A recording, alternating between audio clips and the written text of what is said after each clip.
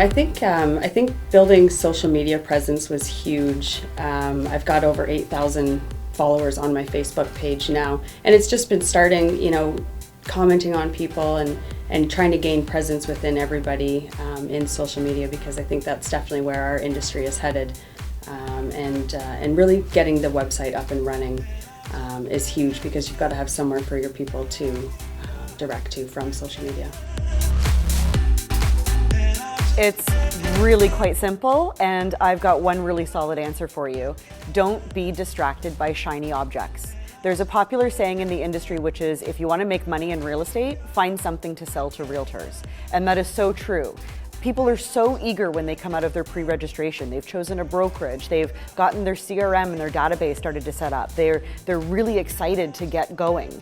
And they're bombarded with all of these third-party vendors that are coming at them from every angle going, give us this amount of money per month or per year and we'll make sure that you get a ton of clients landing in your lap.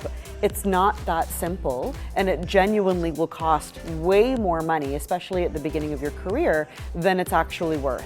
Don't be distracted by shiny objects. Break it back down to the basics. Work your database, work your open houses, work just learning before you start committing to any of the shiny objects that are out there. And once you've mastered the basics of being a realtor and a sales representative in this environment, then you can start to investigate some of the shiny objects that are out there. Myself, with my experience, I would say that you have to go back to the reasons why you're doing real estate. Why? For example, for me, one of my core values is helping others. So you have a tough day and you might think everything's going wrong, and you just have to pick yourself back the next day. So you have to, at least for myself, I ask myself, why am I doing this? And what is the end result? And it's really, honestly, for me, it's helping others achieve, the real estate goal. Because a lot of times it could be for something really exciting, a family is growing, maybe a new job, but sometimes it could be for very hard moments in their life, such as a divorce or, different reasons. And I just feel that I would form indirectly part of that movement for them, and it's special. So I just want to make sure that on the hard days that I'm always thinking, okay, I'm here to be of help. So that would be, I guess, my biggest tip.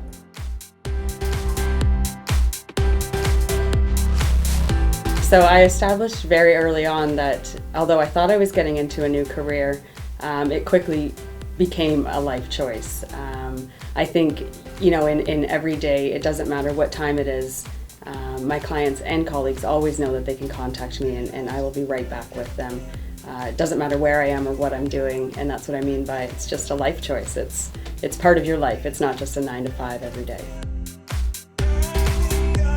One of the most important triggers of getting my career off the ground was the first year that I volunteered at the Oakville Milton and District Real Estate Board. One of the first committees that I sat on was the bylaw committee during a year where OMDREB was entirely revamping their entire bylaw.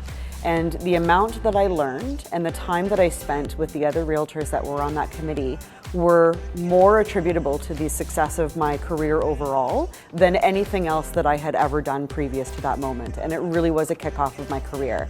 Ever since that moment, volunteering for me has been the catalyst to continued success, to ensuring that I am always up to date with what's happening in the industry, not just from a local level, but from a macro level, from the province-wide level to national to international. And the camaraderie that you get by working with other people who are as passionate about the industry as I am is continuously uplifting, motivational, and inspirational. And I cannot recommend volunteering enough to anybody. It's really important to remain involved.